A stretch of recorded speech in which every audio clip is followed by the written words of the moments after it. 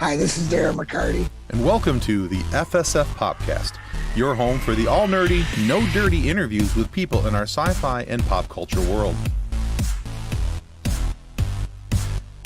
Welcome to Pop Culture Addicts. Our guest today is one of the original members of the Detroit Red Wings grind line, a four-time Stanley Cup winner, and currently you can watch him on Woodward Sports, and you have been able to listen to him as well on his own podcast called The Grind Time. And he also just happens to be my all-time favorite hockey player. Welcome to the show, Mr. Darren McCarty. Well, that'll get you everywhere, but I appreciate you guys having me. Thank you, Tim. It's always great to be here, Kathleen. It's always good. We're going to hang this over your brother's head. Oh, for sure. It's all good. Love what you guys are going. I'm a fan of the show, so I'm happy to be on. Oh, thank you. We're glad to have you here. So we're going to start off talking about, not about hockey, but some of the other things that you're doing these days. And one of those things is the music that you've been making for the last 20 plus years with your band Grinder. Now, one of the things I read while doing research for having you on the show was an interview you did back in 2003 with MTV. And I have to say, I nearly spit out my coffee because there's a reference in there where you call former Red Wings goalie Manny Legacy the band's best groupie. And that's where I spit my coffee. But you also quickly corrected it and said that he was instead a Band-Aid, not a groupie. He's a Band-Aid. Yeah, exactly. I was telling on Manny. So that had nothing to do with my question, but I had to make sure that I brought that up because it absolutely killed me. I had to spit my coffee out a little bit, but anyway, I was wondering if you could tell me about your musical background. What were the influences that made you want to be able to pick up a mic and stand up in front of people and belch your lungs out? Well, I think it goes with the fact of being an entertainer, and for all the things that I've done, but even growing up, is that I was a kid that sang Rhinestone Cowboy at Sunday school. You know, got up there and the teacher said, "What do you want to sing?" And I sang Rhinestone Cowboy. So I guess performing or being under, in front of people has always been part of who I am. There was a band that I grew up in Leamington, Ontario, which is just outside Windsor, called the Hitmen. And they used to have, when I go back in the summer times and when I was a teenager playing junior, and I used to mess around with those guys. A guy named Jody Rafula plays locally. His brother Sammy and I were buddies growing up, and he's a big musician and stuff. And it's, what it's from, Tim, it's from not being afraid to try anything and do anything. And for me, it's about the connection. It's always about bringing people together. For me, when Grinder was put together, it was obviously to do the benefit for Vladdy. And it was about raising money for Vladdy, and let's stick D-Mac in front of a band. Billy Reedy, who is the other founding member of Grinder to this day. Grinder doesn't operate without him. And we were friends 30 years ago. So it sort of evolved. One of my favorite terms is hiatus, because I won't really quit anything, but I'll put it on the shelf. And the band's been my lifelong hiatus. And it's served me different purposes to have it at different points in my life. Like early on, to help Vladdy and really not knowing what you're doing and getting out in front of people and performing and sort of going through that, I don't know, deer in the headlights, out of your league. But the thing is, I'm not scared. I'm fearless, when it comes to things. And I enjoyed it. I enjoyed the rush. I'm the adrenaline of being on stage and performing in front of people. And then it's always grown to, my battles with alcohol and drugs and sobriety. Grinder at the time might not have been the best thing for my music career, but for my hockey career, because there was always in the middle 2000s, the lockout, when I got bought out, there was always this tension. Did I pay more attention to the band? Did I want to be a rock star, a hockey player? And at that time, 15 some years later, it was more of just, I didn't want to be Darren McCarty. And it was just an escape. But what it gave me with the tools that I've learned, it enabled me to use the band as therapy in writing songs, writing 2 albums, getting the stuff in my head out onto paper. I always tell people is that you can't lie to the person in the mirror. Don't lie to that person. And then you got to get what's in your head out somewhere. And whether that's writing it down and burning it, whether it's talking to somebody, whether it's writing music, lyrics, poetry, whatever else, you're not alone. That's the beauty of the band, is that I've written 2 albums. And unfortunately, I don't know where the band would be today if you see the tattoo on my arm here. James Meehan. Yeah, so that's Jim Anders, who taught me pretty much everything I learned. He was a bass player and grinder, and he died of a coronary edema. Right. On the phone to his wife back the day we were doing the CD release party.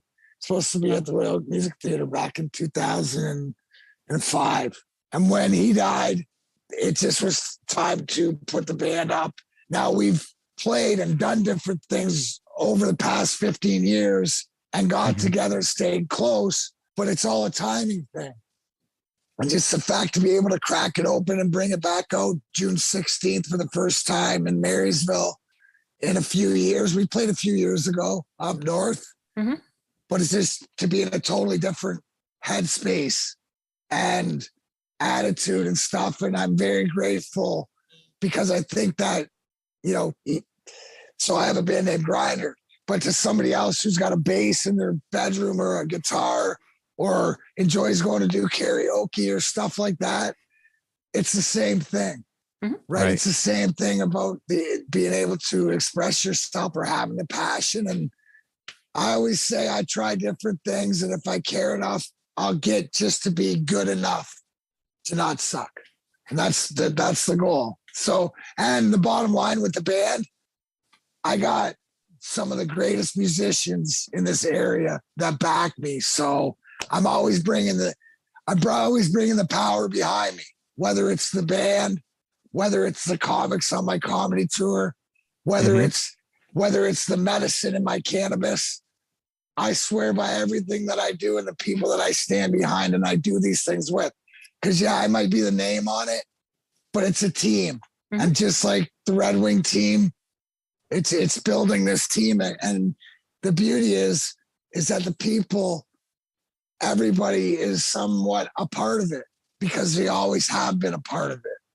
And that is the connection that I feel that I have, not just with the band, but everything else, because it's all with the people. So I have a ton of hockey related questions. My older brother, Charlie, who actually introduced Charlie, who introduced me to hockey and took me to my first game. When I said, hey, I'm interviewing Darren McCarty, do you have any questions for him? Literally sent me 26 questions that he wants to ask you. Oh, nice. And I'm like, I don't have time for all of those today, but it was pretty cool to read through his list.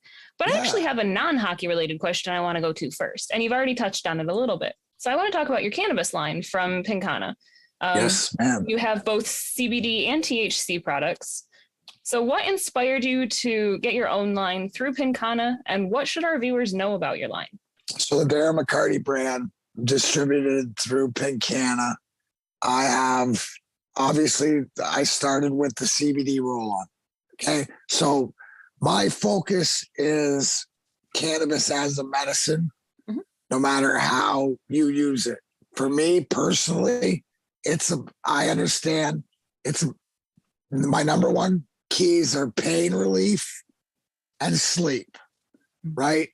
Now that's my number one concern with the brand. Then it's the medicine for the THC for your head, whether it's through gummies or whatever else.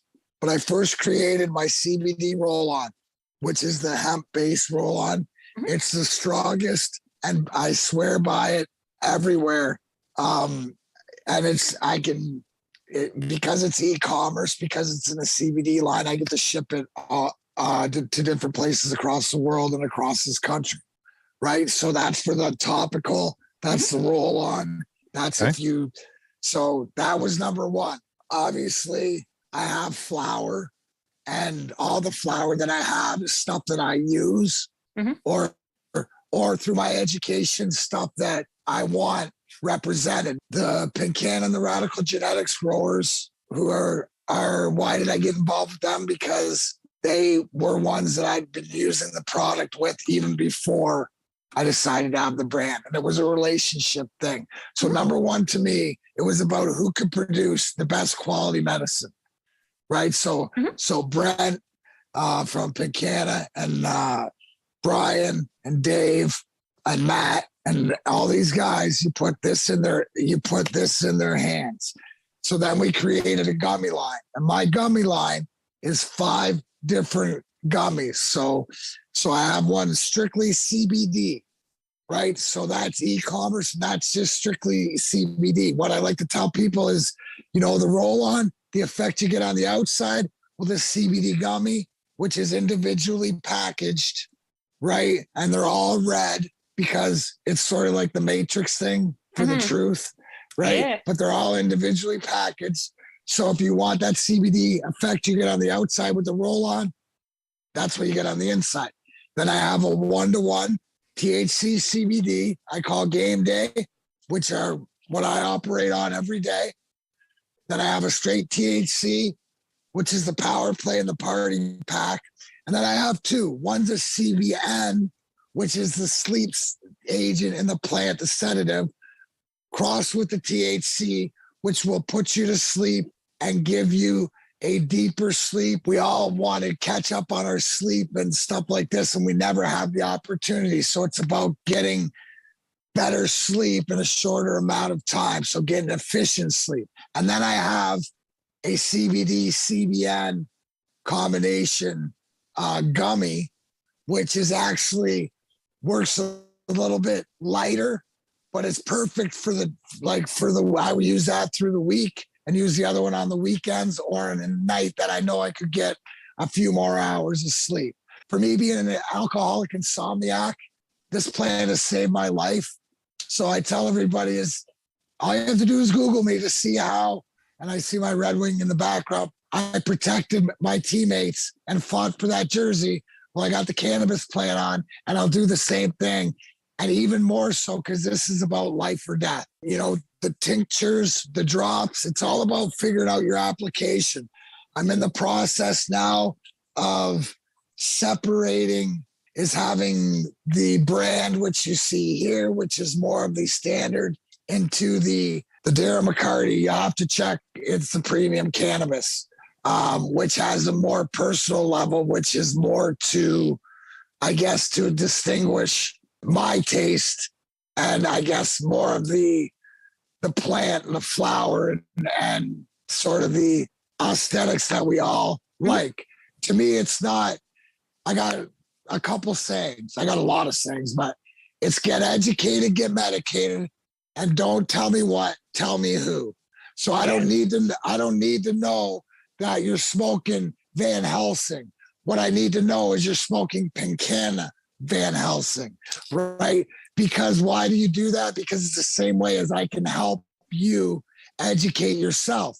Because if something you find that you got, if you go to a dispensary or you find something that you smoked or you've used with the brand on it, it is more than likely, not always, but I would say 85 to 90% of the time, that if it works with your endocannabinoid system on one product, it might not be the flavor or the certain way, but that grower, that medicine agrees with your system. So we're going to investigate that line. If it's Pincana and it's a Darren McCarty brand, that's great.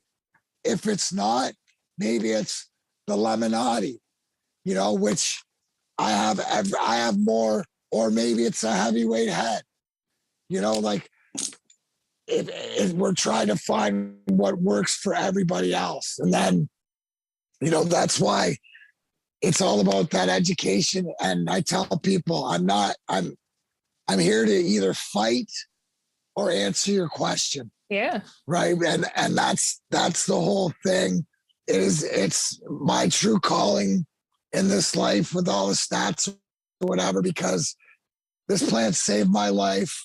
I know that so far with just different people on a small scale that I know that has given them an option. Because here's the thing, I don't care if you do or you don't. In fact, DMAC prefers you don't. So there's more for him. But Darren McCarty, right, wants you to know, did you know you have an option? And you tell me yes, then I move on. Because the addict in me, the worst thing as an addict is to feel hopeless and never think you had an option. Well, to me, I live by the principles of Alcoholics Anonymous, except my program has a garden. And if you're like me, let's chop it up. Let's talk. Let's go. Yeah. See what it is.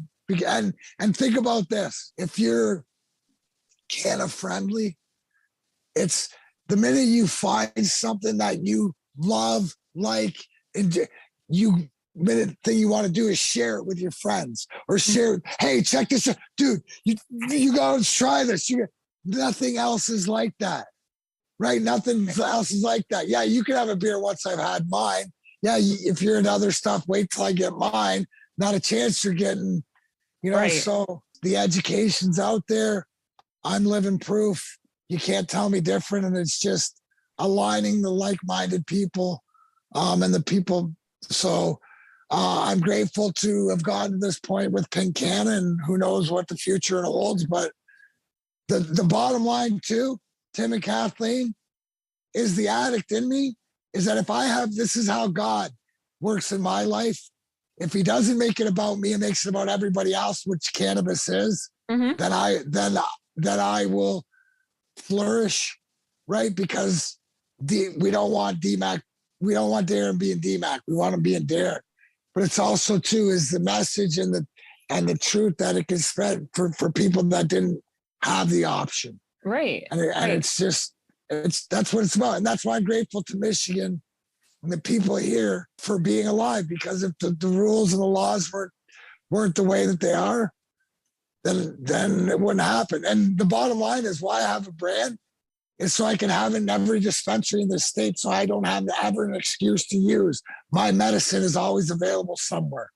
There you go. That's a really good reason. I think what got me was when I learned about your line and I'm like, wait, Pink Canna? I live 15 minutes north of Pinconning. There's a Pink Canna facility in Pinconning. And I'm like, oh, it's local. Like that makes it even cooler that as a Michigander, it's local. Oh, it's right there. That is local jobs. That is local economy. That's huge. Well, it is. And if you look at the monolith of that, it's Willy Wonka's weed factory. It seriously is. It's the most amazing place. And the fact it's right off exit 181 going north. Mm-hmm. If you're going north, look out your left after you cross the overpass, and you'll see the big, bright P. But you're right. And that's what, and hats off to the communities like Pinconning, like Kalkaska, like down here at Hazel Park, and for understanding that it's bigger than everything else. So my purpose and my goal now is how do I do laps of this great state, just letting people know that they have an option and to provide them in different formats, because everybody doesn't consume the same. Right. All right. So let's talk podcaster to podcaster. Now, you've had a show called Grind Time for some while. I believe right now it's on hiatus, but your lead page on your website rather said that you like doing this show because writing books takes too long. Yeah. And by the way, I have your other book, and I love your book. Some very cool behind the scenes stories, some tough stories in there as well, but it's very good. And you share a lot of your own truth through that. But I was wondering if you would be willing to take us on a bit of a walkthrough with your show, and so that our audience can know what your show is about and who they could expect to hear you talk to on that show. Yeah, well, Grind Time with Darren McCarty, like I said, takes too long to write the book, even though Kevin Allen, who I wrote the first book with, we are in the process of working on another one. Just to let people know time frame wise, at the end of the first book, which I started writing 10 years ago, I was still drinking. I haven't had a drink since November 11th, 2015. So over 6 years and whatever. That goes back to the cannabis talk. But with Grind Time, I always say that's mine. It's about interviewing and talking and having conversations that I want to have with some of the people that you know that I know. So I've had teammates on there like Ozzy and Drapes and Maltz and Joey and like teammates and stuff like that. But it's also to dive into the other worlds that I live in, comedians, music, wrestling. When I get, grind time back up, if anybody that knows me, the huge part of my involvement in the independent wrestling scene, especially in Michigan, but more so the hardcore death match wrestling, why I get involved with that, which I'm the same way. I want to know what makes people tick. I got to know the why. Grind time with Darren McCarty, I got to know your why. I don't need to know the right or wrong. I'll figure that out. I need to know what makes you tick. And at the end of the day, what I find out and I get to the bottom of it's the same thing. What do you put in to get out? But getting back to the wrestling thing is why I'm so involved, is because I'm involved because I want the cannabis. That's the biggest promotion for these guys that beat the crap out of each other and put on a show for less than minimum wage for the time that they're out there, for the love of it. I want the good ones to not only have the access to good medicine, but also to, I'm a huge wrestling fan my whole life. So it's about storylines. And I've met some of the best people throughout this great country and in other countries too that I've been involved with. So the short answer to Grind Time with Darren McCarty is I got to know your why. I got to know your why, because we got to compare. It's like, and if you know what makes you tick and stuff like this, just to inspire people to manifest their own reality and to know that we're more similar than we are different. And that's what I try to get out of my guests, is maybe the people that I know or I don't know, but there's always something that intrigues me on different things. Like one of my mentors and people I've looked up to and I could call a friend is Chris Jericho. So I just follow and what I tell everybody is, man, I don't know if this is the way to do it, but it's worked for me. All I ever wanted to do since I was like a teenager playing hockey is be Rick Tocchet, right? Because he was a captain of Philly. He could fight, he could score, he was a leader. That's all I wanted to do. So I was going to do whatever Rick Tocchet did. I love wrestling. I love music. I love people. I love, the cannabis. Chris Jericho, how is he doing it? What's he doing? What is everybody else doing it? It's all about doing the reps, but it's passion. Sure. Why is Jericho so successful? Because no matter who he talks to, he's passionate about the conversation. So that's what it is. So I love it. I don't really, there's no borders on other than you got to be a good dude or dudette, like a good person with a story or something that you respect and have a compassion. So it's just bringing to light. And sometimes I think I'm able to, because I know a lot of people that maybe some people don't get the right idea of. Let me take, for example, for the 25th anniversary of Fight Night at the Joe, what I wanted was to sit down and watch the game that year with Claude Lemieux and have him talk about whatever. Because why? Because Claude Lemieux is the person that Darren McCarty, hated the most in this world, that wanted dead, that would have done anything to him that he possibly could to avenge the disrespect that he put on my friend Chris Draper. Not the hit, the disrespect. This was all about respect, right? Understood. So over the 25 years, I've come to know Claude in a different way and said, oh my gosh, man, if you step on the ice with this guy, even to this day, and you turn your back, you're an idiot. But off the ice, he's a good dude. and get to know on how March 26th sort of, it could be therapy for everybody, even the fans, even my people, to understand how can DMAC do autograph signings with this guy when we hate them, when we hate him. Yes, and stuff. So it's about the respect and to be able to have that conversation. Anybody wants to see it, you go on Darren McCarty YouTube channel or check out Darren McCarty, Claude Lemieux, where we sat down and you realize, man, that affected him, not only his legacy, but it affected him in so many ways Mm-hmm.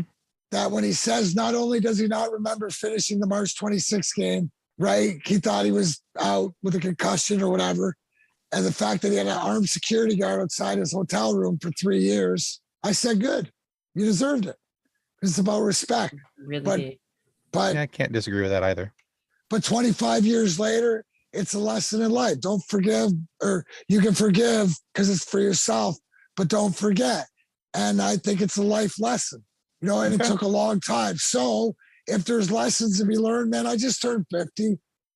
I mean, I've done things that I'm not proud of. I've done things the wrong way. I'm just trying to use the knowledge that I have, because I've been around some of the greatest and most knowledgeable people in my life, and it's just trying to make some of the ones that aren't here any longer proud, even because when they were here, maybe I didn't make them as proud as I should have, but now I know I am.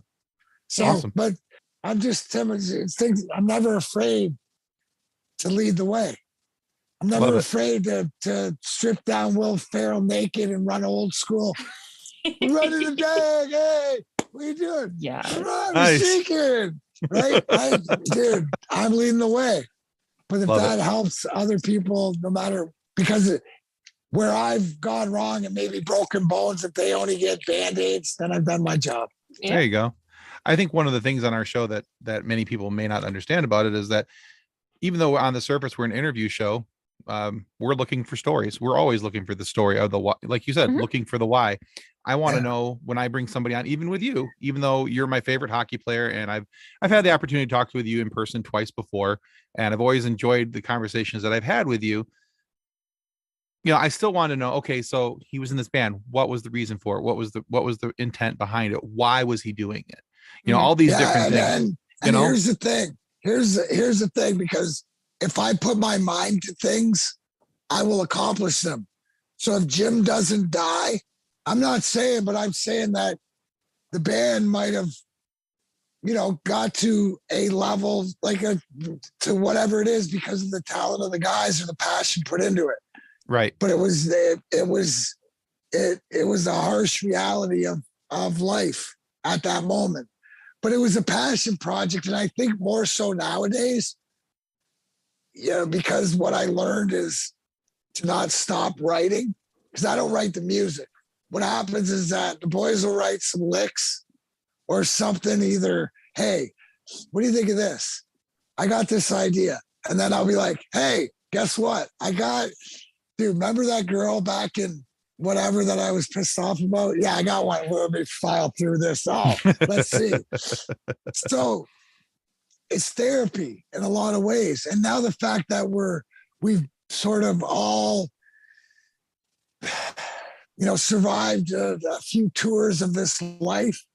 Now we know, that there's no glamour glitz to make it anywhere. It's just a play for ourselves and play for everybody and to bring out moments, right? Yeah. It just gives me another caveat. So what's the band for? The band's to bring out people, and it's to bring out, like it always has been. If I could take a couple hours out of your day where you can forget about all the BS or whatever else, and we can go back memory lane or understand, that we're connected a little bit more. And there's things that, we're human. And I think over COVID that I had to really learn how to be an introvert and be by myself. And it was the greatest thing for me. I didn't mind it. It was weird to begin with, but then I started to sort of, enjoy it and realize what I wanted as a priority. So, like I said, the band was great though, Tim, because the first time I stepped on stage to do the comedy, it hit me like that wave. And it was like, oh man, now I know what the band was for. And now I got a microphone and I don't got to hold a note and I don't got to worry about these guys. And I got one person here. Oh, you guys are dead. You guys are dead. D-Mac's never met a microphone he doesn't like. And now somebody's paying attention. Boom, game over. So that's it. Awesome. I got a question for you, Tim. Yeah. What's your favorite Funko behind you? Oh, that's easy. That's I can show it to you real quick. Hold on. Yeah, please, please. So, Kathleen, do you see how easy accessible it is? See how that was? Boom, right in the gunny sack. That was like the holster. Yeah. So I am a massive Star Wars fan. And happy 4th, bro. May the exactly. 4th hold on. Hold on. I got excited. Let me go. Today's my nephew's 5th birthday. Oh, cool. He was born on May 4th. Hold on. This is what my nephew KJ got me for my 50th birthday. He got me the Luke Skywalker and the Darth Vader. So cool. The swords light up. The swords light up. So I'm not jealous. It's fine. Yeah. So Funko. So one of my favorite characters happens to be Old Man Rex from Star Wars Rebels, the animated series. And I actually happened to find this at Monroe Pop Fest last September. That's my boy Gary. Yeah. So at Gary's show there, I was walking around and I know I made one Funko Pop dealer's day because I spent a whole lot of money with him. Yes, you did. As a matter of fact, Kathleen got a discount on her next purchase because I bought so much. Watch this promo right here. Oh my gosh, Tim.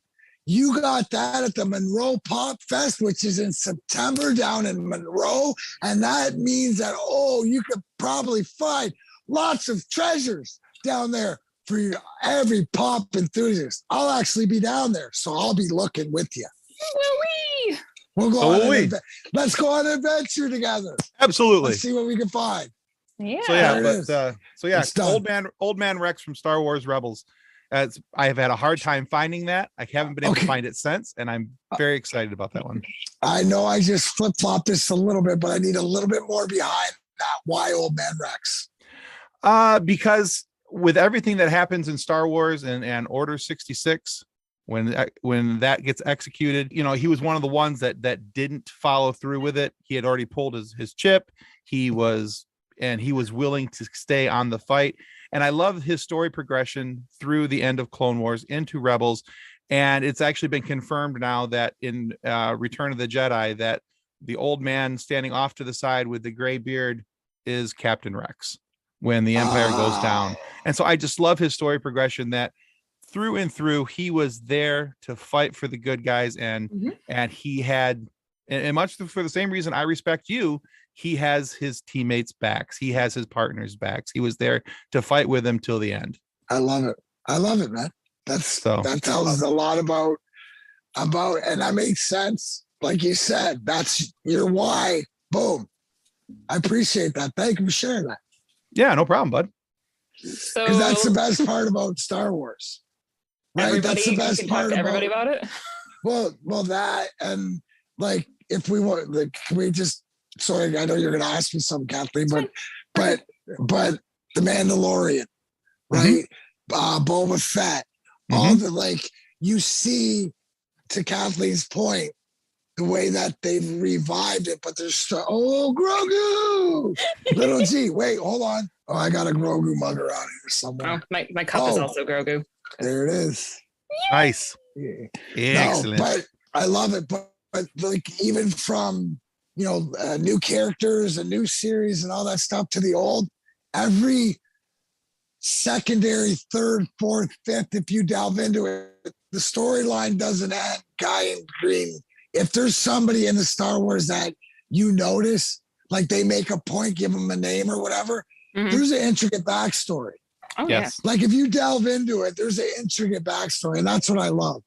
Yeah, it is a very well flushed out universe, which is good because we're Star Wars fans. We want more Star Wars content. Give us more Star Wars content. We always do. We always do. I was just watching some stuff about, the conspiracy theories on Star Wars, and Jar Jar Binks, was he a Sith Lord? And yes, he was. All this.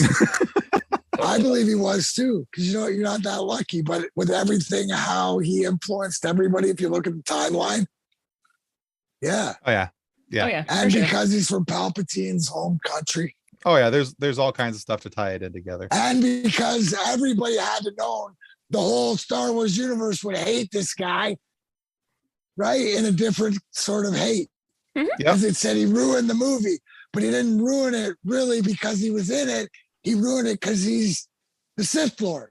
He's messing with stuff. Messing it. Absolutely. And I mean, I have to say that I don't entirely hate Jar Jar Binks because I was a kid when the movies came out. I was born in 92. So when episode 1 came out, She's a baby. I am. Oh, 91 days until I turned 30, though. Come on. Yeah. No, so I mean, Jar Jar Binks was written for my age group at that point. So he was a fun character when the prequels came out. Looking at it now, I'm like, no, he's awful. He's obnoxious. He's terrible. But Kathleen, you have that young brain where you saw Star Wars 1, 2, 3, 4, 5, 6, 7, 8, 9. Mm-hmm. You didn't see it 4, 5, 6. Well, 1, 2, 3. I did see 4, 5, 6. Originally? And then 1, 2, 3. Yeah. Oh, you did? Oh, yeah, thank goodness. Thank goodness. You're raised proper. My parents are nerds. Proper. My brothers are nerds. My sister's a nerd. We're a family of nerds. It happens, which is all good. You were saved, child. You were saved. Because talking to my kids where they didn't see it that way, it's like they never really got into it. And I don't think you get into it unless you get the Luke Skywalker, Princess Leia right off the rip. Yeah, no, we watched 4, 5, 6 long before we went and saw 1 in theaters, but I love them all. They're all Star Wars, except for episode 9. I'm not counting that as Star Wars yet. Yes, it is. You should, because you haven't watched it. Yet. All right, but we do actually have hockey-related questions for the hockey player, surprisingly. All right. So, like I mentioned earlier, my brother gave me a list of like 26 questions that he wants to ask you, but two of them that got my attention were, how important do you think mental health is to hockey players? And do you think the NHL is taking the mental health of its players seriously? Yes, I think it's so important. I think, obviously we're all aware of concussions, but that's not really the mental health as much as everything else. It's the same answer as how can I comment? I'm not on the inside of doing whatever. But in my opinion, it's the same as anything else. All the professional leagues don't do enough. Yeah. There's never enough done because it's always follow the money. So now concussions insurance and it follows this. So you never know if it was truly about the concern and welfare and health and wellness of human beings. There's a whole bunch of laws that have been changed, starting with the cannabis law. That's not, it's concussions. I think that the leagues are more aware or better with what they've implemented. I think mental health, it's talked about more. It's more on the forefront. So I think it's getting there, but there can never be enough, because if somebody's suffering or people are suffering, then it's not that. I think that there are resources, but it's all about trust. And at the end of the day, it's about the person looking in the mirror and wanting to get the help, and if they can get the help. So in 2022, I think that things are in place, but there could be more done. If there's always could be more. Yeah. Fair enough. I totally see that. So one of the things that when I mentioned to a couple of people that I would be talking to you, of course, everybody's first response is they want to, you're going to ask about the 97 and 98 brawls against the Avalanche. And my response was, no, we're not going to talk about that unless it happens to go that way. But I did want to ask you another question about playing against Patrick Waugh, or how I like to call Patrick Roy, because I really can't stand him. But he's often regarded as one of the best to ever play the game. He's in the Hockey Hall of Fame. However, it bugs the living tar out of me that Chris Osgood is not in the Hall. And many say that he benefited from the team that played in front of him. Oh, stop. 400 wins, 3 cups, 2 he backstop. What he's saying right here. Listen, don't even get me started. Okay? Because somebody tried to put me over the edge about Dylan Larkin being the captain. And I challenge anybody to fist fight. Anybody who doesn't think Chris Osgood's a Hall of Famer, I will die on that hill more than Sergei Fedorov, which is the next thing about his jersey retired. But I'll die on the Aussie hill first, right? Because that's the biggest joke. 400 wins, 3 cups. Yeah, I don't understand. Backstopped. I don't understand how he's not in the Hall. Yeah, I don't get it because, the first comment that they make is that, oh, well, Osgood had this amazing team in front of him. You don't think that Patty Roy had an amazing team in front of him when he played with the Canadians? Tim, we're going to do it. We're going to do an exercise, you and I, right now. All right, let's do it. It's called What Does Darren McCarty Do when he's having a bad day or gets in a moment like this? What he does is he takes 3 deep breaths. And then he thinks, man, it could be worse.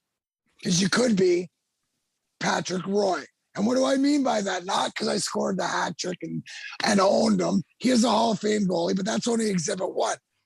But he got his butt kicked by a 50-year-old midget cowboy in Mike Vernon, exhibit 2, and then came back the next year and got his butt kicked even worse by a 12-year-old Chris Osgood, who never had a fight except against his 6-year-old sister at Christmas, and she kicked his ass.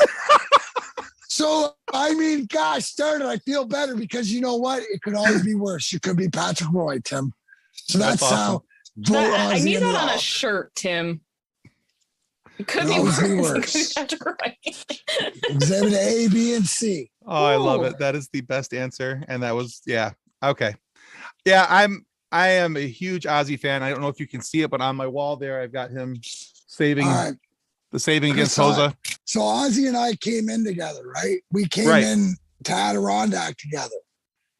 So I lived above, he lived below with Mike Castleman. So every night in Adirondack, we would play Sega Genesis and drink and spit sunflower seeds and play at all ends of the night. We used to have these Gatorade bottles that we'd wrap in tape, and whoever win, I was Chicago, Ozzy was Vancouver, and Cass was Washington. And then we'd always do this, and that we did that. So I've known Ozzy, been with Ozzy. He's one of my favorite human beings.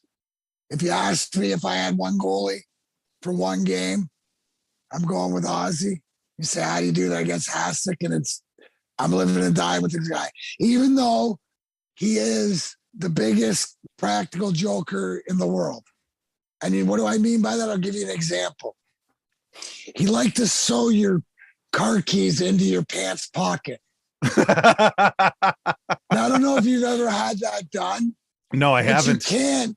So you're not using regular little thread either. It's like hockey thread, right? Into your jean pockets or your short pockets. That's cool in the summer, but you can't get your pocket. You have to rip your pocket open or whatever. Like you can't get your hand in there. You got to take your pants off.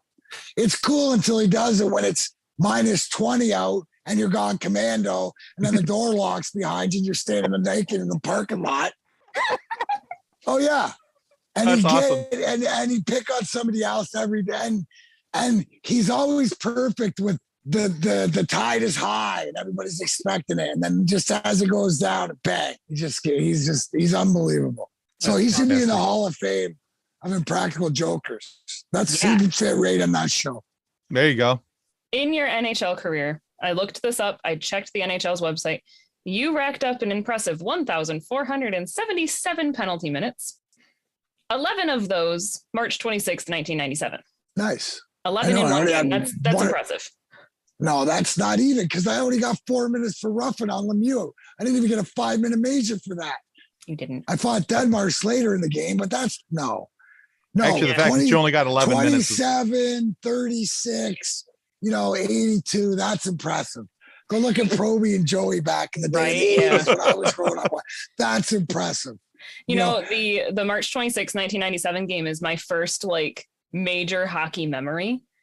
My dad and my brothers watching it on TV and freaking out during the fight. And I'm like, I love it. I was almost 5. And I'm like, I have no idea what's wrong with you guys right now. Why are you yelling at the TV? But now you understand.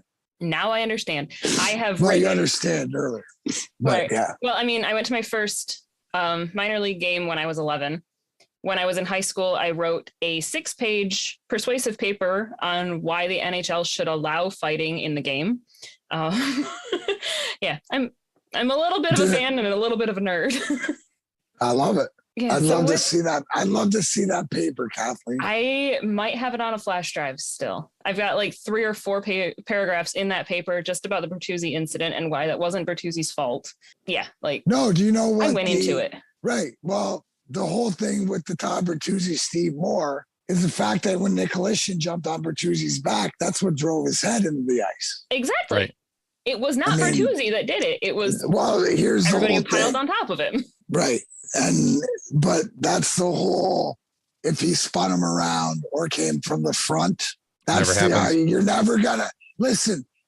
Here's the one thing you have to understand, good or bad, right? And I'm part of probably the biggest assault, turn the other way moment in NHL history, right? Because of who it was against, because Paul Dvorsky was the ref of the game when Lemieux hit Draper into it, because it was 1997, because he could do that at the time, right? I just wasn't supposed to score the overtime winner, right? It was supposed to send a message, which it did, but I wasn't supposed to score the overtime winner. Right. Unfortunately, I did, and I'm not arguing.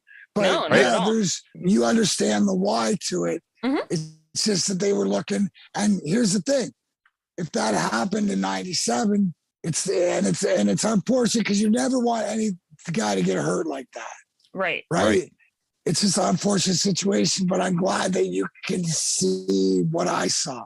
Yeah, it's got its place in the game. It's a physical game. Like I see. Well, right. It's then you get. I mean, we could send here, and then I could break down to. Well, I'll tell you why. Because in the old school written boys book, they were going to do this, and plus, all I'll just say is Bedman hockey.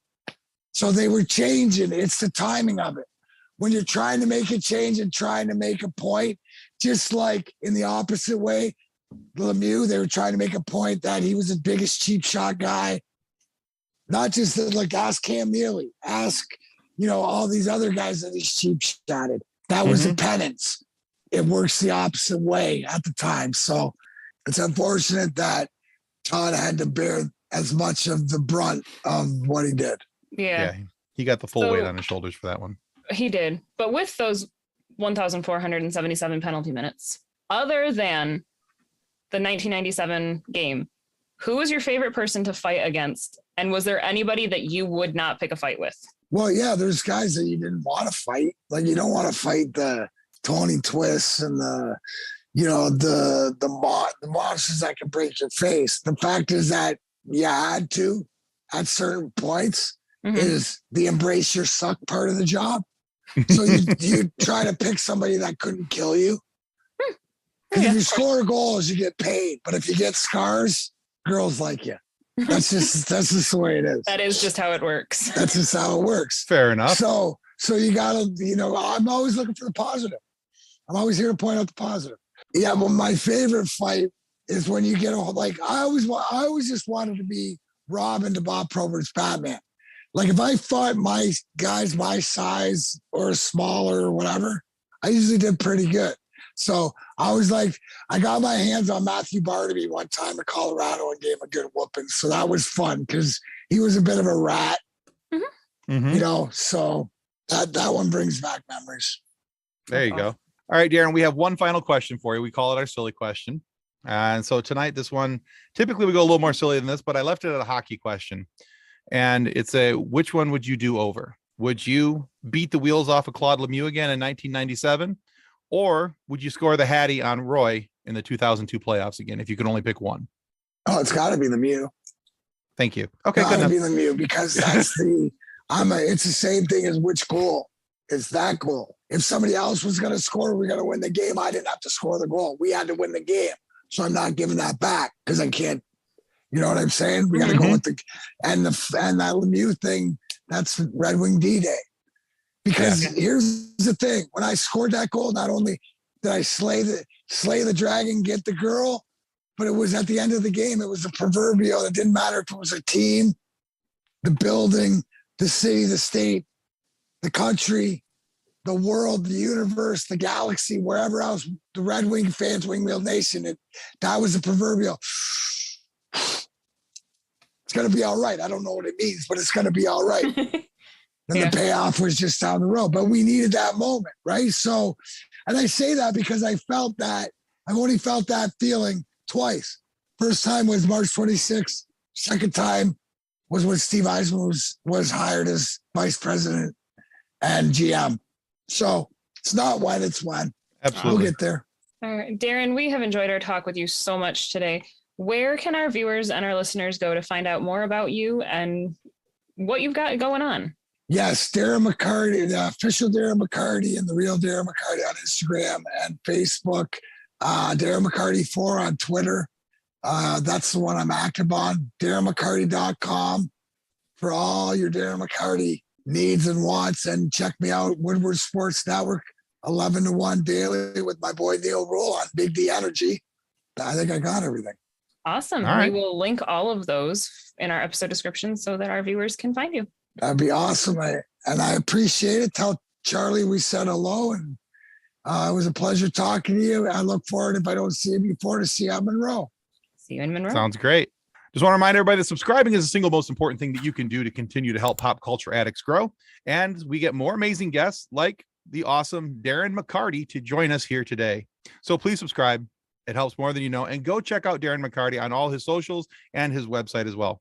And remember, kids, pop culture is all around you. It influences every single part of our lives. So be sure to come back next week because we will have your fix waiting right here for you on Pop Culture Addicts. Thanks again, Darren. Thank you. Thank you, guys. Have a great night. On behalf of the rest of the hosts of the FSF Podcast, we want to thank you for listening to this episode.